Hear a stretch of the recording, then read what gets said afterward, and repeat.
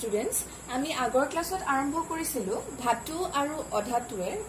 ৰাসায়নিক ধৰ্মসমূহৰ বিষয়ে। আৰু তাত আমি আলোচনা কৰিলো ধাতু আৰু অধাতুৱে কেনে ধৰণে অক্সিজেনৰ লগত বিক্ৰিয়া সংঘটিত কৰে। আৰু কাৰবাৰ যদি হেতু কিবা বুজি নোপোৱা আছে তেতিয়াহলে তোমালোকে আগৰ ভিডিওটো চাই পেলাই বুজি লবা কথাখিনি, তেতিয়া তোমালোকৰ এইখিনি বিক্ৰিয়াখিনি বুজি পাবলৈ সহজ হ'ব।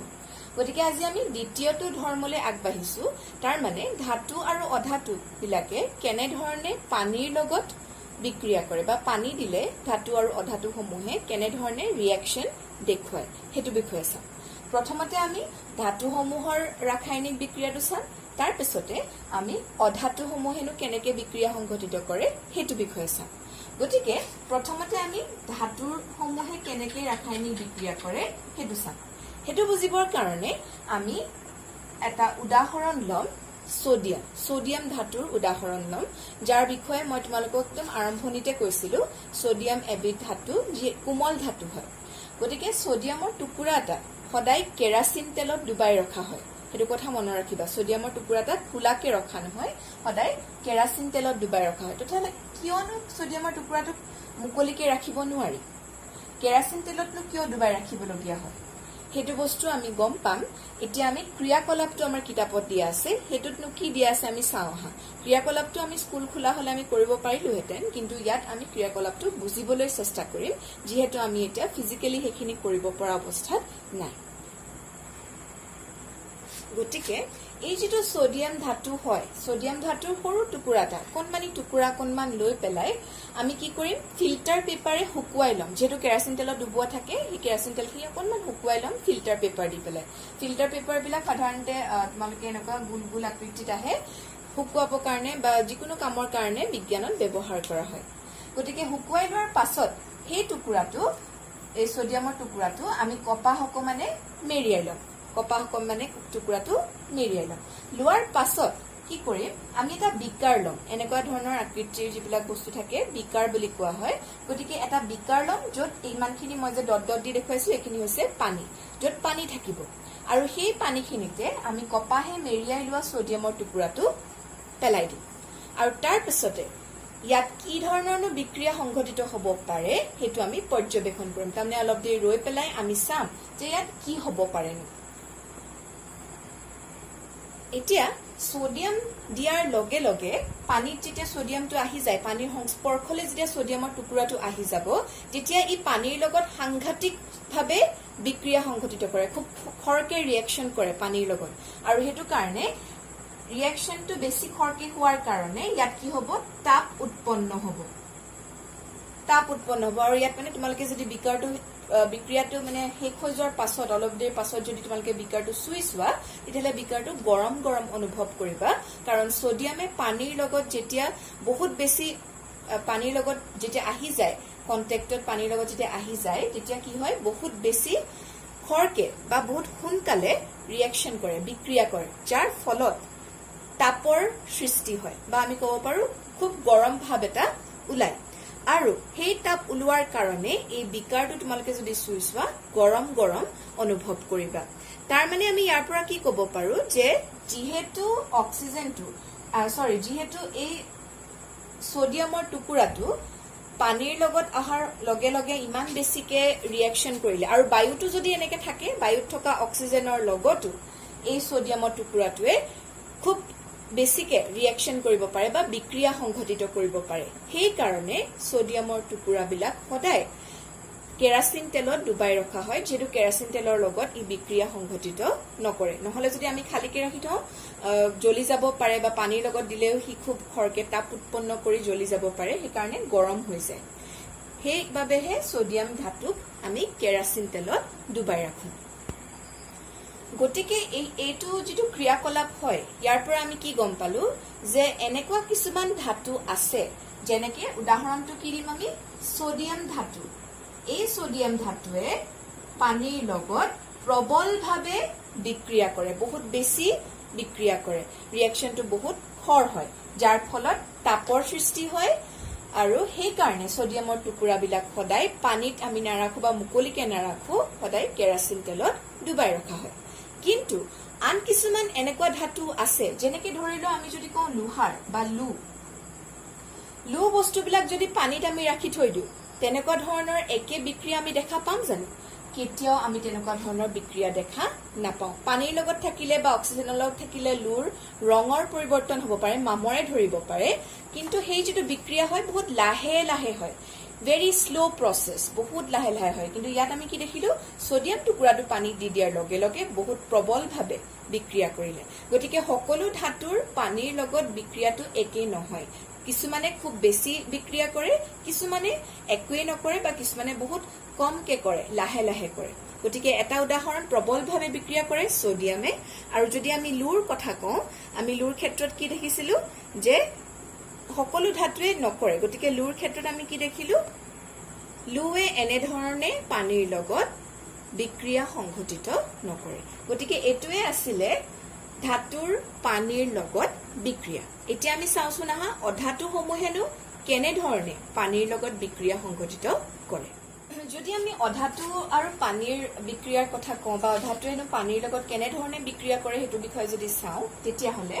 দেখা পোৱা যায় যে অধাতু সমূহে পানীৰ লগত কোনো ধৰণৰ বিক্ৰিয়া নকৰে কোনো ধৰণৰ ৰিএকচন নেদেখুৱায় কিন্তু কিছুমান এনেকুৱা অধাতু আছে যি মানে এনেকুৱা হয় যে যি বায়ুৰ লগতহে বিক্ৰিয়া কৰে বায়ুৰ লগত বিক্ৰিয়া কৰে যেনেকে যদি আমি কওঁ এটা উদাহৰণ আছে যেটো হৈছে ফসফৰাছ মই ছবিবিলাক বুজাই যাওঁতে পাৰিলে মই ভৰাই যাবলৈ চেষ্টা কৰিম তেতিয়া তোমালোকে দেখিলে বুজি পাবা কোনটো ধাতুৱে কি কৰে গতিকে ফসফৰাছ এবিধ এনেকুৱা অধাতু হয় যি বায়ুৰ লগত বহুত বেছি সক্ৰিয় হয় মানে বায়ুৰ কন্টেক্টত যদি ফসফৰাছ আহে তেতিয়া হলে ই সক্ৰিয় হৈ উঠে আৰু জ্বলি যায় ফসফৰাছটো জ্বলি যায় বায়ুৰ কন্টেক্টত আহিলে তাৰ মানে বায়ুৰ লগত কিছুমান এনেকুৱা অধাতু আছে ফৰ এক্সাম্পল কাৰ কথা কলো ফসফৰাছ বায়ুৰ লগত যদি আহে সংস্পৰ্শত তেতিয়া হলে জ্বলি যাব তাৰ মানে বায়ুৰ লগত বহুত বেছি সক্ৰিয় বা বায়ুৰ লগত বিক্ৰিয়া সংঘটিত কৰে সেই কাৰণে এনেকুৱা ধৰণৰ অধাতু সমূহ যিহেতু অধাতুৱে পানীৰ লগত বিক্ৰিয়া নকৰে কোনো ৰিএকচন নেদেখুৱায় এনেকুৱা যিবিলাক অধাতু থাকে যিবিলাকে বায়ুৰ লগত কিছুমান বিক্ৰিয়া দেখুৱায় সেই কাৰণে এনেকুৱা অধাতু বিলাকত পানীত ডুবাই ৰখা হয় যাতে ই বায়ুৰ সংস্পৰ্শলে নাহে আৰু বিক্ৰিয়া সংঘটিত নকৰে গতিকে আমি ক'ব পাৰো যে পানীৰ লগত বিক্ৰিয়াটো অধাতু সমূহে নকৰে যিবিলাক অধাতুৱে বায়ুৰ লগত বিক্ৰিয়া কৰে জ্বলি উঠে বায়ুৰ কন্টেক্টত আহিলে বা সংস্পৰ্শত আহিলে তেনেকুৱা অধাতু বিলাক সেই কাৰণে পানীত ডুবাই ৰখা হয় কিন্তু আমি ধাতু বিলাকৰ ক্ষেত্ৰত কি গম পালো ধাতু বিলাকৰ কিছুমান ধাতুৱে বহুত বেছি বিক্ৰিয়া সংঘটিত কৰে পানীৰ লগত যেনেকে সোডিয়াম কিন্তু কিছুমানে বিক্ৰিয়া সংঘটিত নকৰে যেনেকে লু বা লোহাৰৰ যিকোনো বস্তু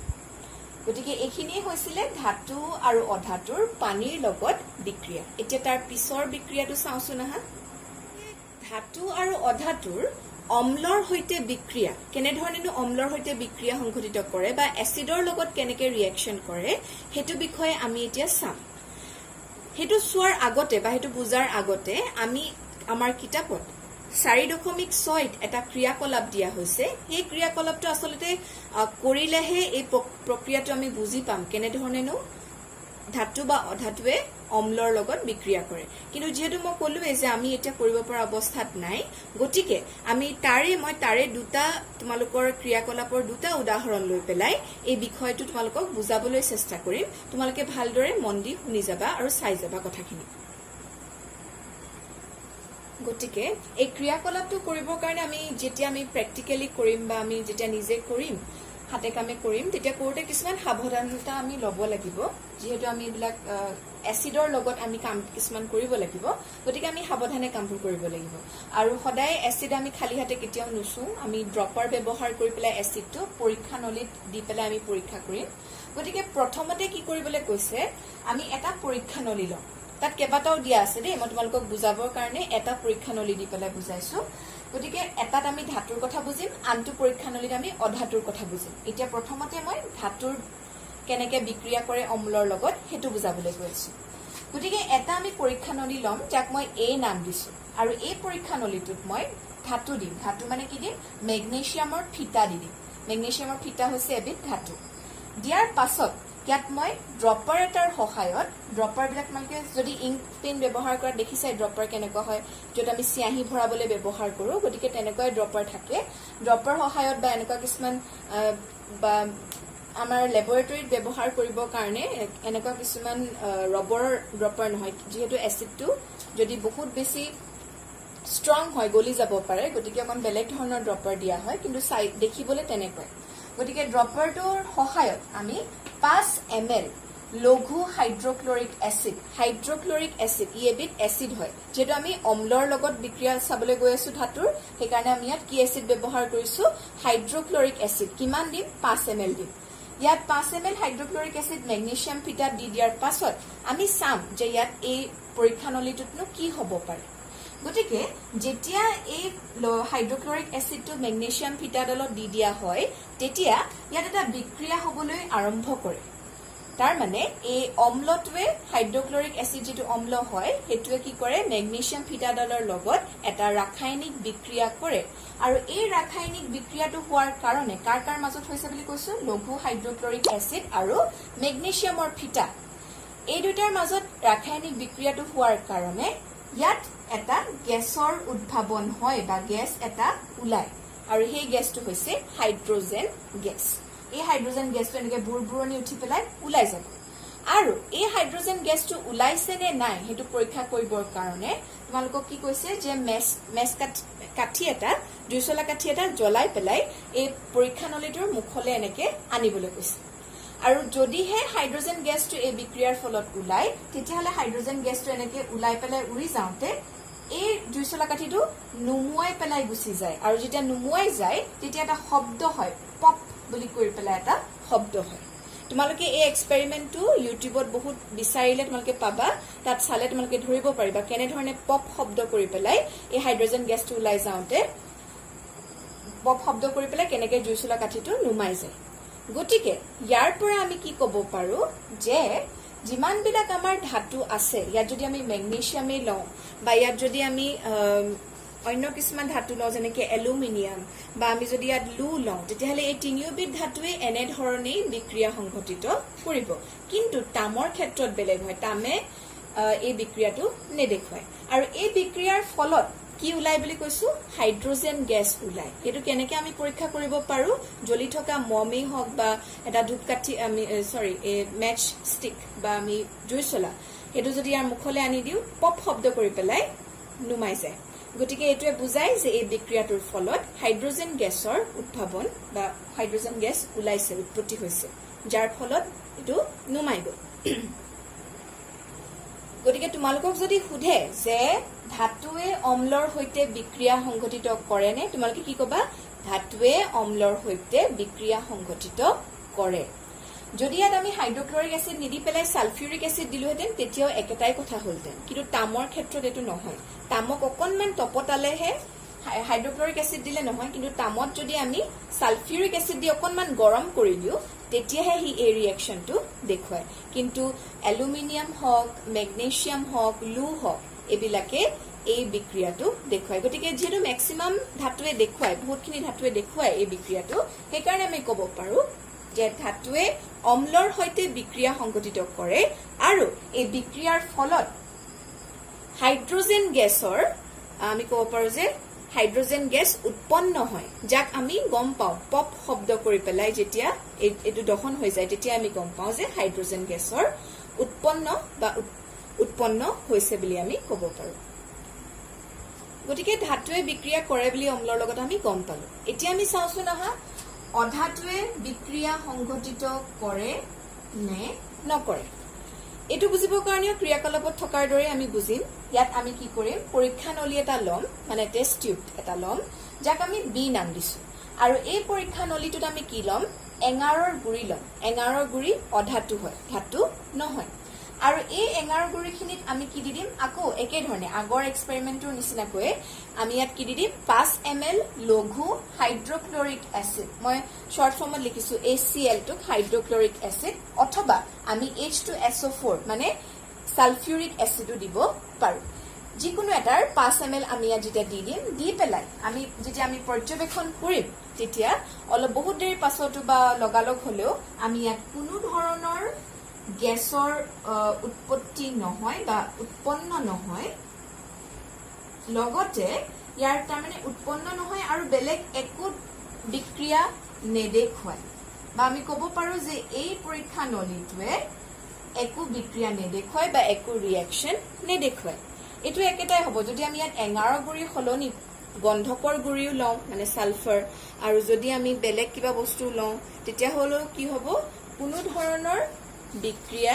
নেদেখুৱাই এচিড দি দিয়াৰ পিছতো বা অম্ল দি দিয়াৰ পিছতো। তাৰমানে আমি ইয়াৰ পৰা কি ক'ব পাৰো যে অধাতুসমূহে অম্লৰ লগত কোনো ধৰণৰ ৰাসায়নিক বিক্ৰিয়া সংঘটিত নকৰে, কিন্তু ধাতুসমূহে অম্লৰ লগত ৰাসায়নিক বিক্ৰিয়া কৰে, যাৰ ফলত হাইড্ৰজেন গেছৰ উৎপন্ন হয়। এইখিনিলৈকে নিশ্চয় তোমালোকে বুজি পাইছা। গতিকে আজি এই ক্লাছটোত আমি কি পঢ়িলো? আমি আজি পঢ়িলো ধাতু আৰু অধাতুৰ ৰাসায়নিক ধৰ্মসমূহৰ ভিতৰত প্ৰথমটো বিষয় পঢ়িলো। প্ৰথমতে আমি পঢ়িছিলো অক্সিজেনৰ বিষয়ে, কেনেকে বিক্ৰিয়া কৰে। আজিৰ ক্লাছত আমি পঢ়িলো পানীৰ লগত কেনেধৰণে বিক্ৰিয়া সংঘটিত কৰে, য'ত আমি গম পালো যে সোডিয়ামৰ নিচিনা ধাতু বহুত বেছি সক্ৰিয় হয় পানীৰ লগত। সেইকাৰণে যেতিয়া পানী বা অক্সিজেনৰ সংস্পৰ্শলৈ আহে, তেতিয়া বহুত বেছি বিক্ৰিয়া সংঘটিত কৰে, যাৰ ফলত তাপ উৎপন্ন হয়। কিন্তু লুৱে তেনেকুৱা নকৰে। অধাতুসমূহৰ ক্ষেত্ৰত আমি যদি চাওঁ, কি দেখিলো যে অধাতুসমূহেও পানীৰ লগত বিক্ৰিয়া নকৰে। সেইকাৰণে কিছুমান অধাতু যি বায়ুৰ লগত বিক্ৰিয়া কৰে, সেইবিলাকক ক'ত ৰখা হয়? পানীত ডুবাই ৰখা হয়। তাৰপিছতে আমি কি গম পালো, আৰু এটা কথা সদায় মনত ৰাখি থবা, সোডিয়াম যিহেতু পানীৰ লগত বহুত বেছি বিক্ৰিয়া সংঘটিত কৰে বা অক্সিজেনৰ লগত কৰে, সেইকাৰণে সোডিয়ামক কেৰাচিন তেলত ডুবাই ৰখা হয়। তাৰপিছতে আমি পঢ়িলো কেনেধৰণে ধাতু আৰু অধাতুসমূহে অম্লৰ লগত কেনেধৰণে ধাতু আৰু অধাতুৱে বিক্ৰিয়া কৰে, সেয়া বিষয়ে আমি গম পালো। আৰু য'ত আমি পঢ়িলো যে ধাতুসমূহে আৰু অধাতুসমূহেনো কেনেধৰণে বিক্ৰিয়া কৰে, যিটো আমি বুজিলো ক্ৰিয়াকলাপ এটাৰ সহায়ত। ক্ৰিয়াকলাপত কেইবাটাও কৰিবলৈ দিয়া হৈছে, কিন্তু আমি বুজিবলৈ চেষ্টা কৰিলো দুটা উদাহৰণ লৈ পেলাই। এটা আমি এলুমিনিয়ামৰ উদাহৰণ লৈ পেলাই ধাতুৱে কেনেধৰণে বিক্ৰিয়া কৰে গম পালো, আৰু অধাতুসমূহৰ ক্ষেত্ৰত আমি এঙাৰৰ উদাহৰণ লৈ পেলাই বুজিলো। গতিকে ধাতুৰ ক্ষেত্ৰত কি দেখিলো, এলুমিনিয়াম লোৱা নাই, মেগনেছিয়ামৰ ফিটাডাল লৈ পেলাই যেতিয়া কৰিলো, তেতিয়া কি দেখিলো যে সেই ধাতুসমূহে অম্ল দি দিয়াৰ লগে লগে হাইড্ৰক্লৰিক এচিড বা আমি যদি কওঁ সালফিউৰিক এচিড দি দিয়াৰ লগে লগে তাহাঁতি বিক্ৰিয়া সংঘটিত কৰিলে, যাৰ ফলত হাইড্ৰজেন গেছৰ উৎপন্ন হল। গতিকে আমি ইয়াত কি ক'ব পাৰো যে অম্লৰ লগত ধাতুৱে বিক্ৰিয়া কৰে, কিন্তু অধাতুসমূহৰ ক্ষেত্ৰত আমি সেয়া নেদেখিলো। তাৰমানে অধাতুসমূহে অম্লৰ লগত বিক্ৰিয়া নকৰে। গতিকে এইখিনি কথাই আমি আজি এইটো ক্লাছত আলোচনা কৰিলো। কথাখিনি বুজিবৰ কাৰণে ভিডিঅ'টো চাই পেলাই নিজৰ কিতাপখনত থকা বস্তুখিনিও পঢ়িবলৈ চেষ্টা কৰিবা। আৰু মই কোৱাৰ দৰে ক্ৰিয়াকলাপটোত যেনেকে মই কলো, সেই কথাখিনি মেগনেছিয়াম এলুমিনিয়ামে কৰে বিক্ৰিয়া, কিন্তু তামে নকৰে। গতিকে সেইটো তোমালোকে নিজে কৰিবলৈ চেষ্টা কৰিবাচোন। মই দি দিম বাৰু এটা ভিডিঅ'ত সেইখন কৰি পেলাই। আৰু ইগিটাৰ ক্ষেত্ৰত আমি কি দেখিম, এঙাৰ বা যিটো আমাৰ গন্ধকৰ গুড়ি, তাহাঁতি যিহেতু অধাতু হয়, সেইবিলাকে কি কৰিব, কোনো ক্ষেত্ৰতে অম্লৰ লগত বিক্ৰিয়া সংঘটিত নকৰে। গতিকে এইখিনিয়ে আজি এইটো ক্লাছত আমি আলোচনা কৰিলো। বাকীখিনি বিক্ৰিয়া লৈ পেলাই আমি নেক্সট ক্লাছত লগ পাম। আজি এই ক্লাছটো মই ইয়াতে সামৰিছো। সকলোৱে ভালদৰে পঢ়িবা। Thank U.